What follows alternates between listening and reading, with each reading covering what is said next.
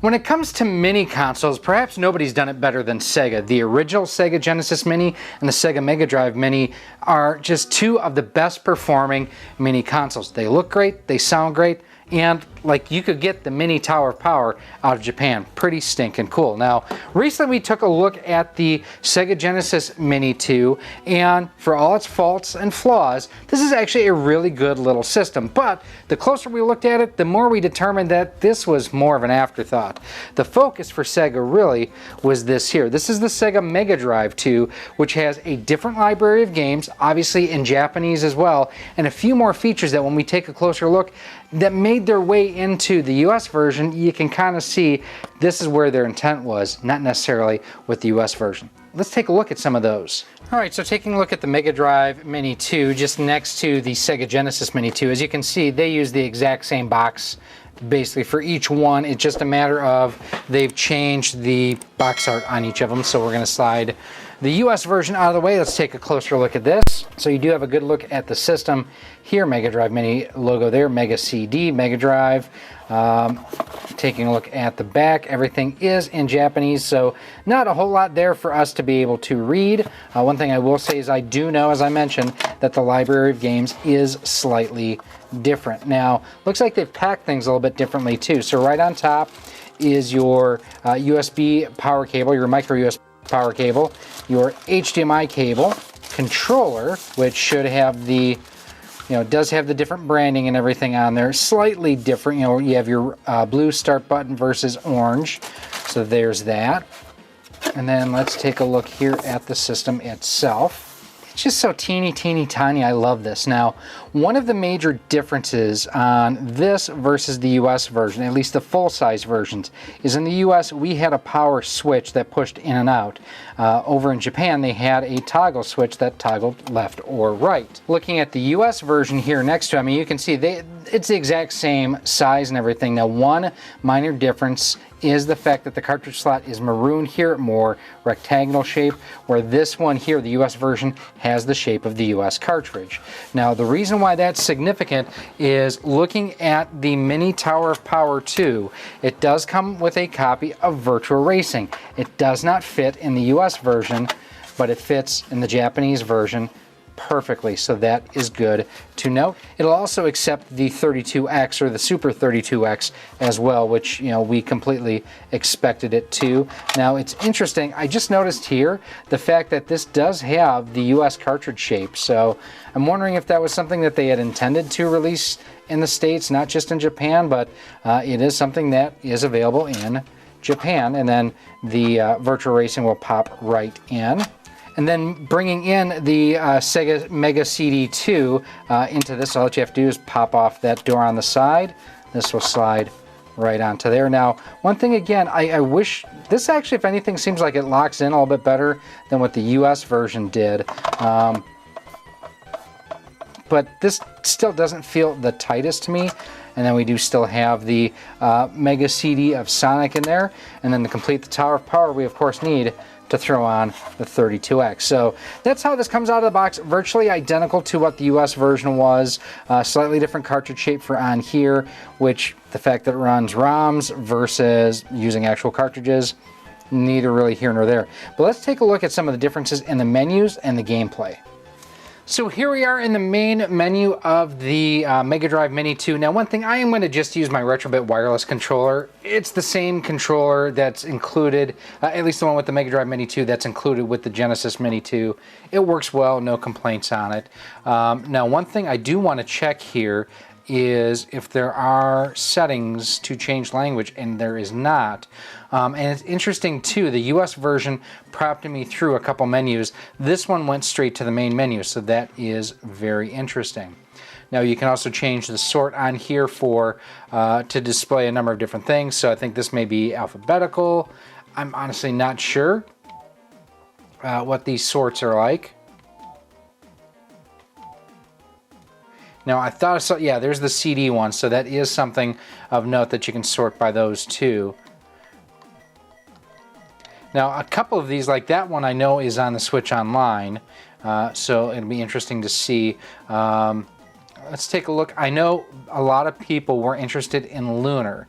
So let's take a look. I don't think there's a way to go ahead and have it translated. Now, much like on the Genesis Mini, I can just use the D-pad when I'm in here to actually go ahead and go to the next game. So let's go to Lunar, the Silver Star. I'm seeing English here. That's interesting. So I am not seeing an option to change languages here.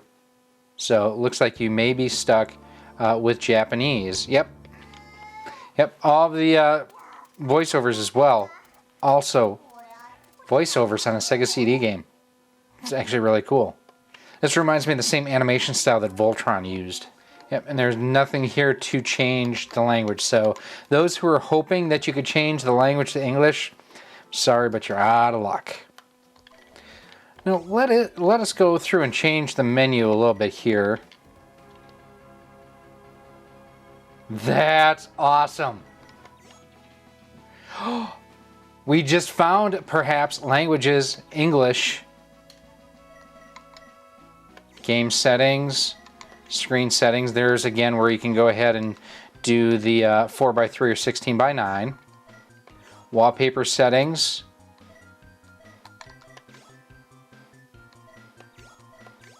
Looks to be pretty similar to what the US version had. I just like that one. I just like schematics though.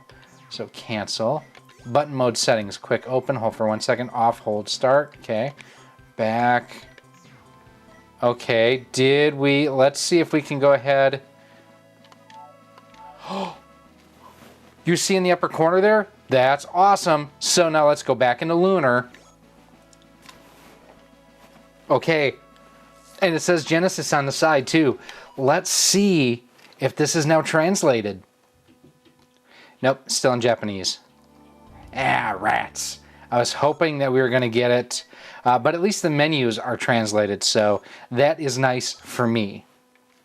So let's take a look at some of the other games that are on here. I know one of them I actually wound up buying for the Super Famicom is Popful Mail.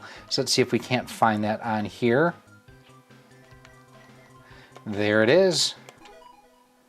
Very colorful game, I'll say. You know, when I first saw it, I know John Riggs had talked about on his kind of conversation about the release or the announcement of the Mega Drive Mini 2. That was actually the whole reason why I ended up buying it for the Super Famicom, was based on John's high praise. All right, so Popful Mail looks great.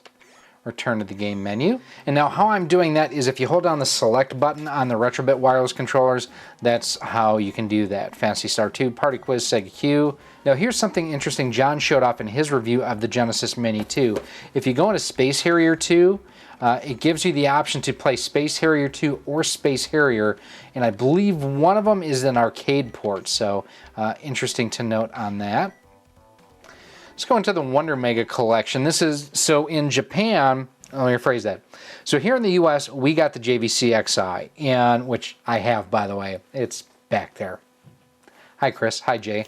You guys still owe me a video, by the way. So in Japan, though, they got the Wonder Mega. So essentially, it was a Sega Genesis and a Sega CD all in one. Kind of along the same lines as like the Sharp Famicom Twin. So you can have a quiz.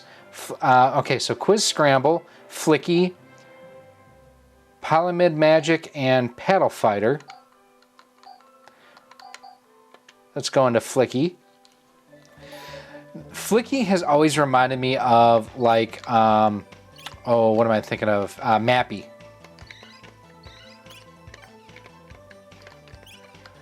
Just because of the level design and everything. Oh, as we got gotten by the cat. Stinking cats. Well, colorful. It works great. I mean, that's the beautiful thing about all of this. Now, none of the Sonic 1 through 3 are on here, which is really disappointing, at least to me. Let's go A to Z. So in lieu of Clay Fighter, which I know a lot of people in the US didn't like, they got Captain Tsubasa, Experience World of Soccer, so that's a soccer game. Columns 3, great puzzle games. Crusader of Senti, I still really want to play that, and I'm glad that this is on here. Devil Pie 2, year of release is 2022. This game never saw the light of day, how about, until now. Let's go ahead and let's check this out. Oh, I wonder if this is like a breakout?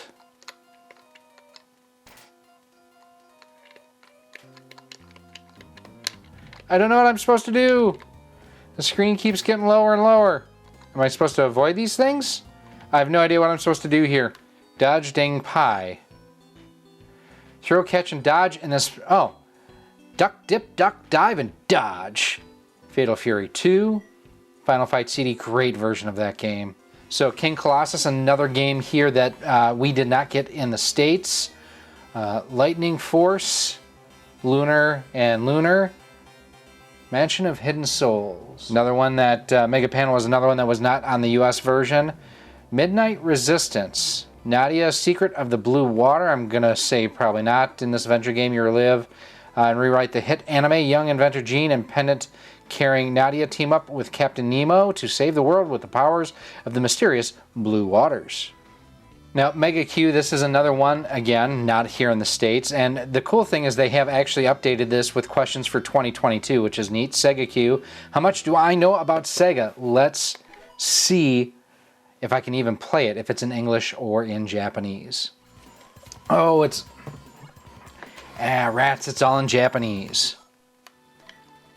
Phantasy Star 2, this is Popful Mail, which we showed you a little bit earlier. Populous Puzzle and Action in Ishidient R. Hunt for vampires, conduct an orchestra, shoot down UFOs, and much more across 20 minigames. Okay.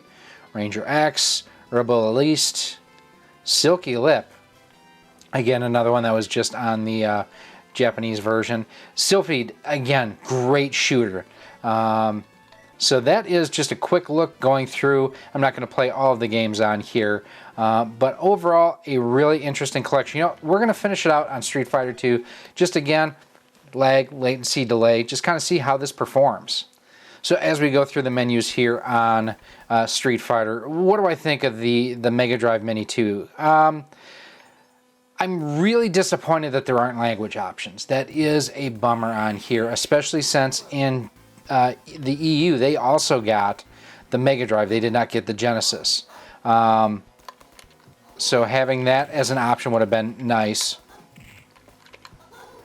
I would say overall, the gameplay, the responsiveness is great. I do kind of wish that we would have gotten a few more of these games here in the US, or quite honestly, just put the same games on both of them. You know, have all, you know, whatever that library is between all of them with the unique games, just have them all on both systems and translate them. Now, I saw that Sean Long, RGT85, had talked to the folks behind Lunar, and one of the things they said was they wanted to do it. Sega just didn't want to pay the money. Okay, I get that. But it's unfortunate that it's one of those things that the consumer loses out in something like that. And I hate the fact that the fighter loses out from Kami because she can just jump through your attacks, which is a bunch of bunk. Oh, she should have died there. You know, the controller, it's the same controller that's in the Genesis Mini 2, which is, I mean, it's a good controller. You know, the systems do work with the first generation wired and wireless controllers, so if you need a second controller in a pinch, oh, that is something that I did not mention here on this one, is the fact that these systems do not include a second controller. It is just the one 6-button controller, which, I mean, it's a nice controller, but man, having a second controller would have been really, really good for the consumer again.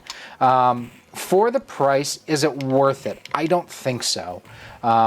Especially because you can get so many of these other games other places now. You can get, you know, between the Genesis collection for the Switch, Mega Drive collection for the Switch, between other collections that are out there, there are other ways that you can play this. So really, what you're paying for is the aesthetic on this. And yes, it's cute. Yes, it looks great. I mean, I love the looks and the styling of the Genesis Mini. But is it worth $100? No, it's not. And the fact that, you know, this is more of an Amazon thing than a Sega thing, but I ordered my Mega Drive Mini 2 before I ordered my Genesis Mini 2, and this came in 10 days ago. and I ordered that after I ordered this. So really, really kind of a bummer. And it's not necessarily a cash grab, but it's real close to being just a cash grab. So there you have my look at the Mega Drive Mini 2. And kind of, you could tell during the gameplay, like, it's okay. It really is okay. But I think between both of these systems, it's not as good as the original. And that could be the fact that the original set such a high bar that's difficult for anyone else, including Sega themselves, to be able to hit. I don't like the fact that on the Mega Drive Mini 2 Tower of Power that it doesn't include the 32X. That's a bummer. The original one did, and I've priced the original ones out. Holy cow, those have gotten expensive. I would say if you have already gotten or ordered the Genesis Mini 2, unless you know how to read Japanese, there's no reason for you to import the Mega Drive Mini 2 unless you are just that much of a Sega fanboy. Hi Sega Head, hi Adam Korlick. Hope you guys are doing well. I'm glad to have one of these, but I don't know that I'm going to hang on to it for very long.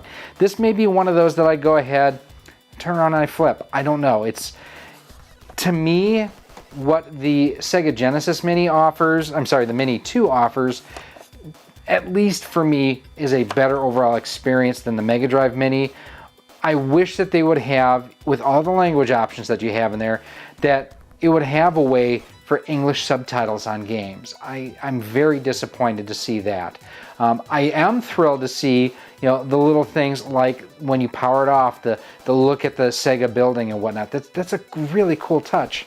But overall, if you are a super Sega fanboy, pick this up. Otherwise, no, go with the Genesis Mini, especially if you are English speaking. These are just my thoughts and opinions. Let me know what you think down below in the comments too. And if you like this, check out some of the other videos that we have done. Make sure to check out our full-blown review of the Sega Genesis Mini 2. We have also tested out a number of different controllers with the Sega Genesis Mini 2. We have found that the Mega Drive Mini 2, exact same performance controller-wise. So in those videos, if you want to check them out, they're coming up for you right now. Thank you so much for watching this episode. If you want to help support Rock Solid Productions and be a part of our community, there's a number of different ways you can do so. First and foremost, join us over on our Patreon page or become a channel member here on YouTube. By joining through either one of those methods, you get early access to just about all of our video content, exclusive content, and a whole lot more. We also give you shout outs at the end of each and every one of our videos.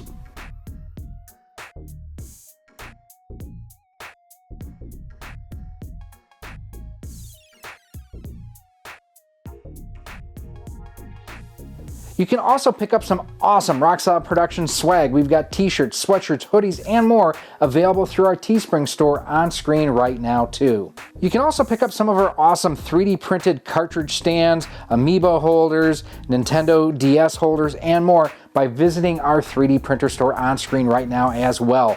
Links for everything will be down below in a pinned comment. If you want to stay up to date with everything we have going on here at Rock Solid Productions, make sure that you're following us on the different social media networks. We're on Facebook at facebook.com/RockSolidProductions, Instagram at instagram.com/RockSolidProductionsGK, and Twitter at RockSolidStudios. If you're looking to pick this and other retro and modern gaming accessories up, make sure that you head on over to CastlemaniaGames.com. He has a feature over there called Castle Cash, where the more you spend, the more you earn towards future purchases, and Castle Cash is just like cash. He also offers convenient payment plans for more expensive items over $50. Finally, make sure that you use promo code ROCKSOLID10 when you're shopping at CastlemaniaGames.com, as it can save you up to 10% on most items on the website. Again, thank you for watching this episode, and I cannot wait to see you again soon.